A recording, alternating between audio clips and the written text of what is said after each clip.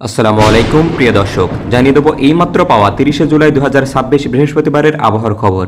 দেশের বিভিন্ন জেলায় তীব্র রোদ দেখা গেলেও আগামী 5 দিন দেশের বিভিন্ন স্থানে টানা ভারী বর্ষণ হতে পারে বলে আশঙ্কা করেছে আবহাওয়া অধিদপ্তর। সেই সঙ্গে সব বিভাগে বজ্রসহ বৃষ্টি ঝরার সম্ভাবনা রয়েছে বলেও পূর্বাভাসে জানা গেছে। তো প্রিয় দর্শক, বৃহস্পতিবারে দেশের কোন কোন জেলায় ঝড় বৃষ্টি ও সেই সাথে তাপপ্রবাহের সম্ভাবনা রয়েছে তা জানিয়ে দেব এই ভিডিওটিতে। তার আগে আপনি কোন জেলা থেকে আবহাওয়ার খবরটি দেখছেন তা কমেন্ট করে জানিয়ে দিন। আর নির্ভুল সঠিক আবহাওয়ার আপডেট খবর পেতে ভিডিওতে একটি লাইক দিয়ে পেজটি ফলো করে রাখুন।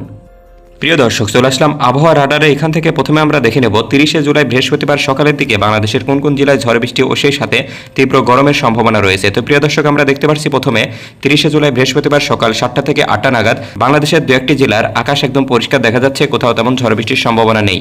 এছাড়া প্রিয় দর্শক, এই মুহূর্তে আমরা দেখতে পাচ্ছি বিশেষ করে রাজধানী ঢাকা সহ ঢাকার আশেপাশের জেলাগুলোতে, এদিকে ঢাকার নারায়ণগঞ্জ, লোহাগঞ্জ, এদিকে দোহার, মানিকগঞ্জ, গাজীপুর, নাগরপুর, টাঙ্গাইল, নরসিংদী, ফরিদপুর, এছাড়া এদিকে হোমনা, নবীনগর, নরসিংদী, ভৈরব, বিজয়নগর, আগারতলা, ব্রাহ্মণপাড়া, এদিকে নারায়ণপুর, জাজিরা, ভাঙ্গা, বোয়ালমারী, মাগুরা, এই সমস্ত অঞ্চলের উপর দিয়ে হালকা থেকে মাঝারি পরিমাণে বৃষ্টিপাতের সম্ভাবনা রয়েছে।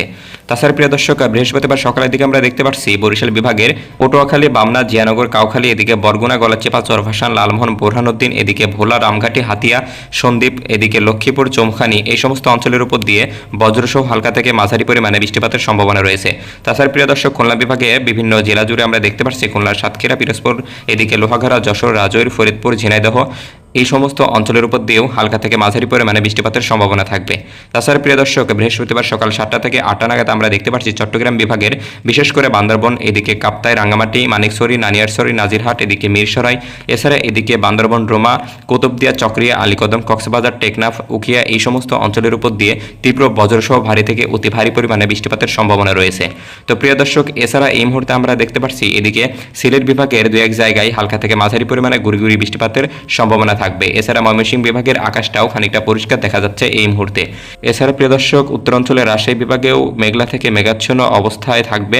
এদিকে আমরা দেখতে পাচ্ছি রাজশাহীর বাঘা, দৌলতপুর, চাটমোহর, গুরুদাসপুর, নাটোর, উল্লাপাড়া, সিরাজগঞ্জ, নন্দীগ্রাম, এদিকে ধোনাট, বাগমারা, তানোর, চাঁপাইনবাবগঞ্জ, নিয়ামতপুর, রোহানপুর, এদিকে নওগাঁ, এই সমস্ত অঞ্চলের উপর দিয়ে হালকা থেকে মাঝারি পরিমাণে অস্থায়ীভাবে দমকা হওয়ার পাশাপাশি বৃষ্টিপাতের সম্ভাবনা রয়েছে। তাছাড়া প্রিয় দর্শক, রংপুর বিভাগের আকাশটা এই মুহূর্তে পরিষ্কার দেখা যাচ্ছে। তো প্রিয় দর্শক, এবার আমরা চলে যাব বৃহস্পতিবার দুপুরের দিকের আবহাওয়ার পরিস্থিতি সম্পর্কে।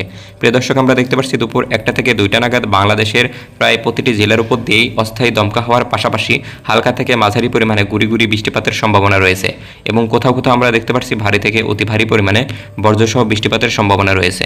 এদিকে দেখা যাচ্ছে খুলনা, বরিশাল, চট্টগ্রাম, কুমিল্লা, ঢাকা, এদিকে কমলগঞ্জ, ময়মনসিংহ, সিলেট, জয়পুরহাট, রংপুর, এই সমস্ত অঞ্চলের উপর দিয়ে মাঝারি থেকে ভারী পরিমাণে এবং কোথাও কোথাও বজ্রসহ বৃষ্টিপাতের সম্ভাবনা রয়েছে। এদিকে আমরা দেখতে পাচ্ছি বিশেষ করে সিলেট বিভাগের এদিকে বারলেখা, বালাগঞ্জ, বিয়ানীবাজার, এদিকে মটরঘাট, এছাড়া বিশ্বনাথপুর, চাতক, সুনামগঞ্জ, দিরাই, বালাগঞ্জ, এদিকে কোলাউড়া, মৌলভীবাজার, শ্রীমঙ্গল, পানিসাগর, কমলগঞ্জ, এই সমস্ত অঞ্চলের উপর দিয়ে বজ্রসহ বৃষ্টিপাতের সম্ভাবনা থাকবে।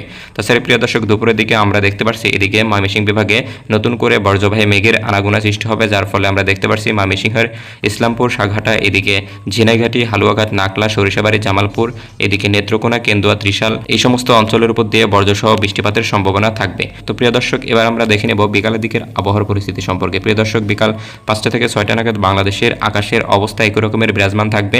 কোথাও তেমন আকাশ পরিষ্কার দেখা না গেলেও প্রতিটি জেলার উপর দিয়েই বজ্রসহ হালকা থেকে মাঝারি পরিমাণে বৃষ্টিপাতের সম্ভাবনা থাকবে। তো প্রিয় দর্শক, এবার আমরা চলে যাব সর্বশেষ বৃহস্পতিবারের রাতের দিকের আবহাওয়ার পরিস্থিতি সম্পর্কে।